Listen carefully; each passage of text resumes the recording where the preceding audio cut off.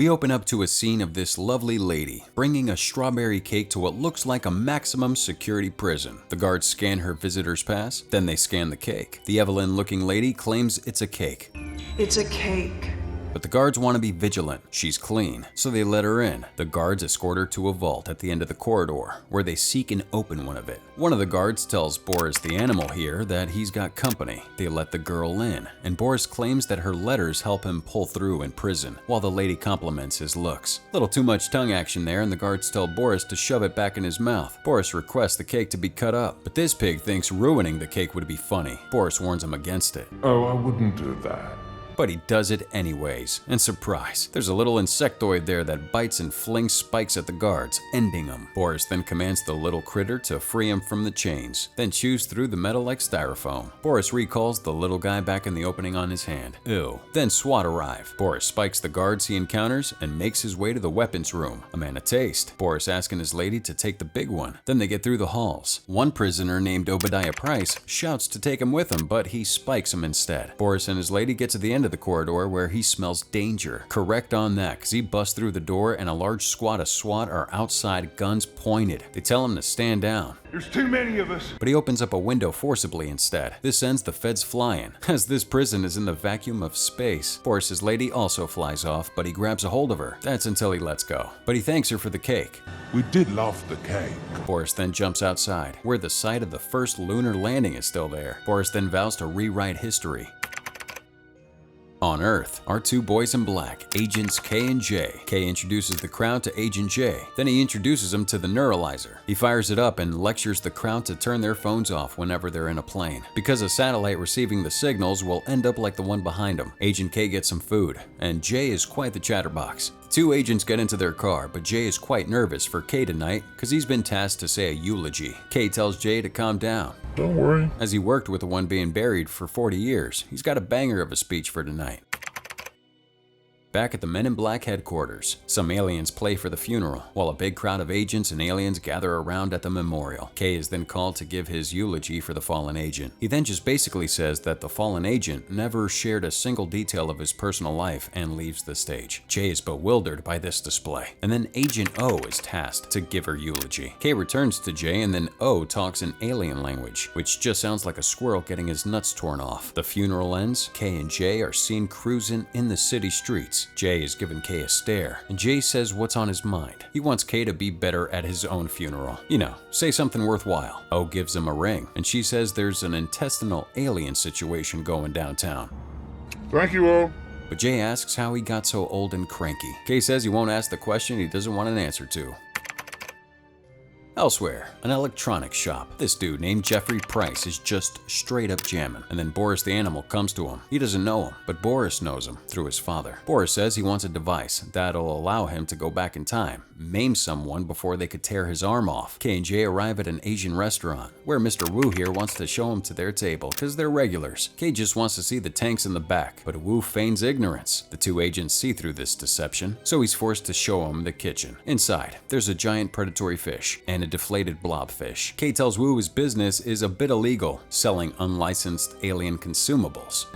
Foodstuffs. Wu thinks K might be getting a little racy because he's claiming that these are Chinese fish, but no fish on Earth is like that. K gets cranky and keeps socking Wu in the jaw with this spiky little boy, but Jay stops him from being too cranky, so Wu apologizes and offers them noodles. The two don't want any, and then K walks away.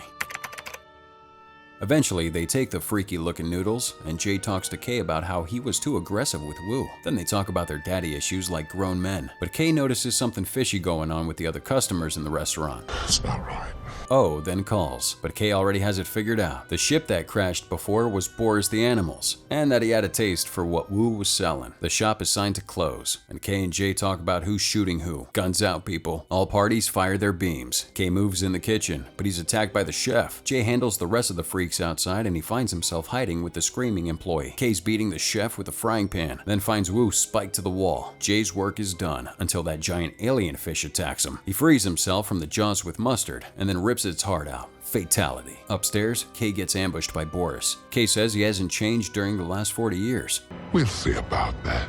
and apparently he's responsible for Boris's missing arm. Just as Boris was about to fire on Kay, Jay arrives in time to block that shot with the door. But they're forced off the roof. Boris makes the escape, and Kay seems a bit petrified from his encounter with him. Some time passes, and the rest of MIB are here to clean up the situation, Jay neuralizing the witnessing crowd. Jay then returns to the restaurant, where Kay's regretting putting Boris away. Instead, he said he should have killed him. Kay's adamant to hunt Boris down alone, even goes so far to suspend Jay for a month for even volunteering to hunt Boris down. Kay leaves. How about I quit? But Jay heads to the MIB HQ, where he's doing some research about Boris the animal. The archives say he's a Bogladite assassin whose race consumed all planets in their path. Boris the animal shanked a bunch of people until Kay arrested him in 1969. Then they made something called the Arcanet system, which protected the Earth from a Bogladite invasion. This system also ended the Bogladite race. Suddenly, all the information Jay was researching was denied to him. Despite his high-level clearance, Jay notices that O was behind this blocking. Agent O approaches him about this interest in Boris and Kay, and she says that something changed Kay during the arrest. Something that changed him?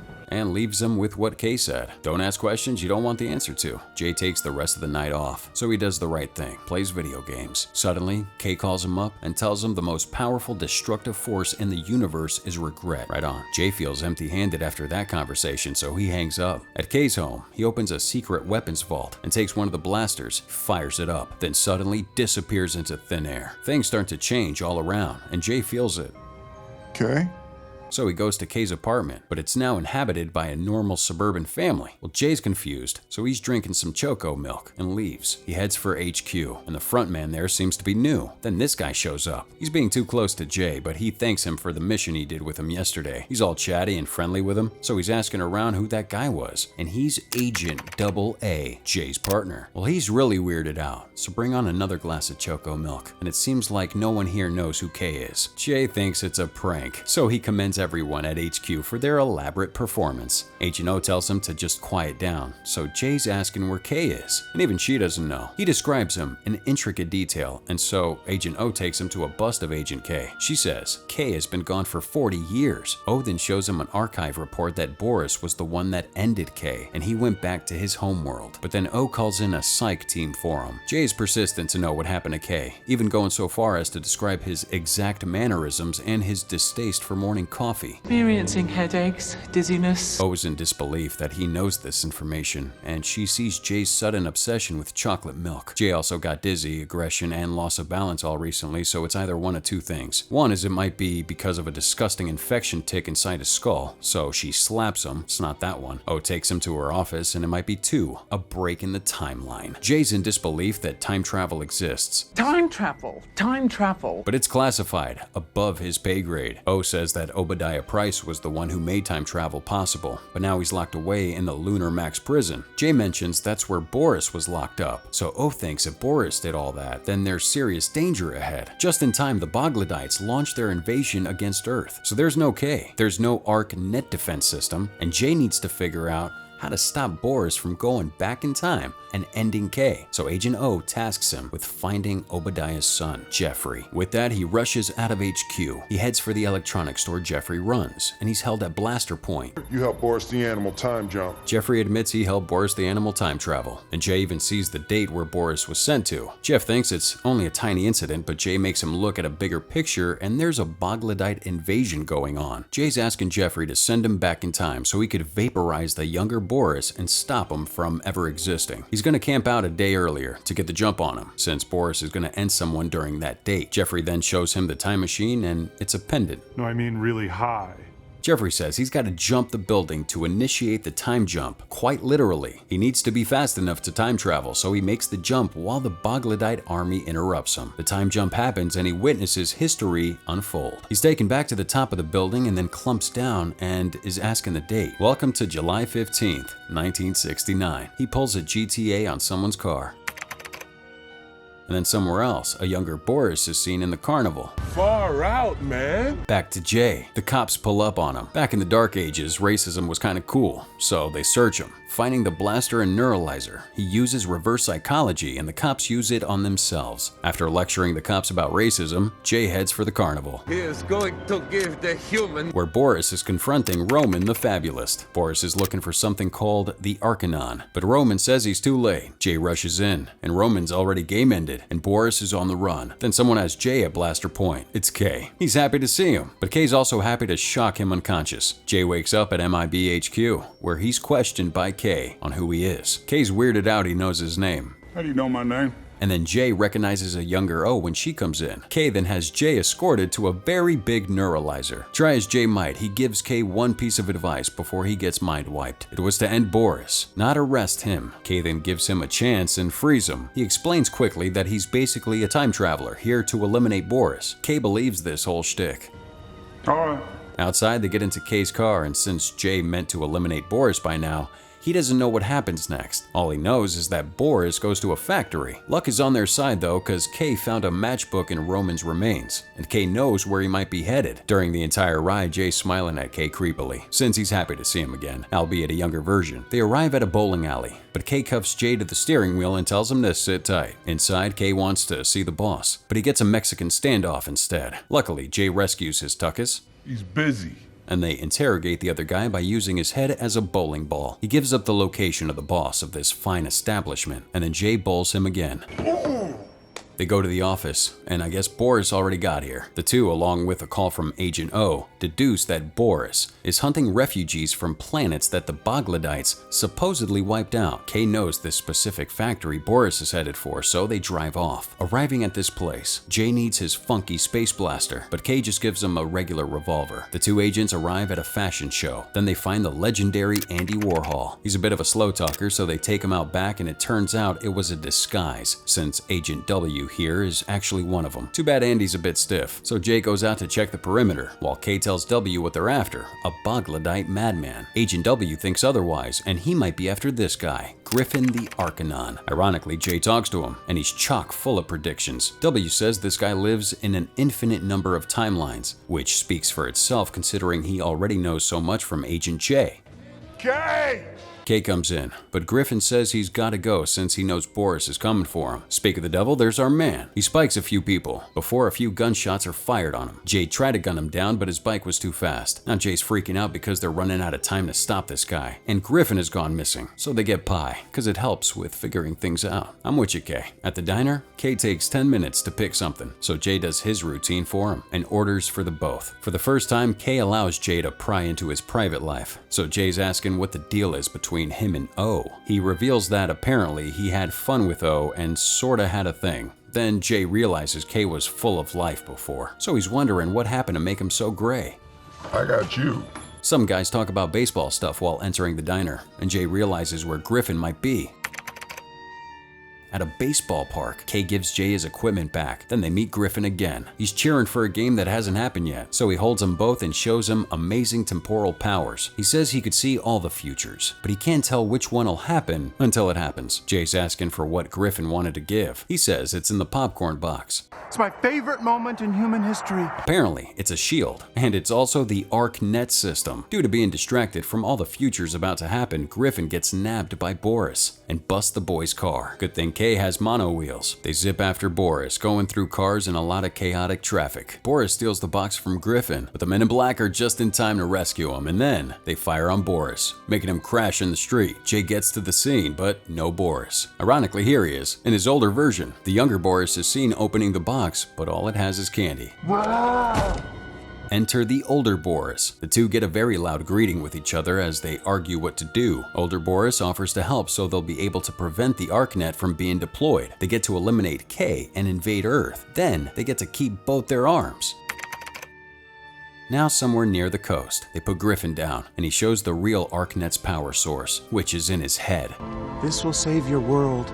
All they have to do is deploy it, which they need the moon launch for. They gotta get to Florida, but Jay's forbidding Kay from going there because he tells him that he gets eliminated there by none other than Boris. Kay then punches Jay twice for lying and telling the truth, and then Griffin says Kay is the only hope for saving Earth. So Jay's thinking, is it possible to save Kay? He says it's possible, but it's really risky. Kay then just asks him to make sure he lives.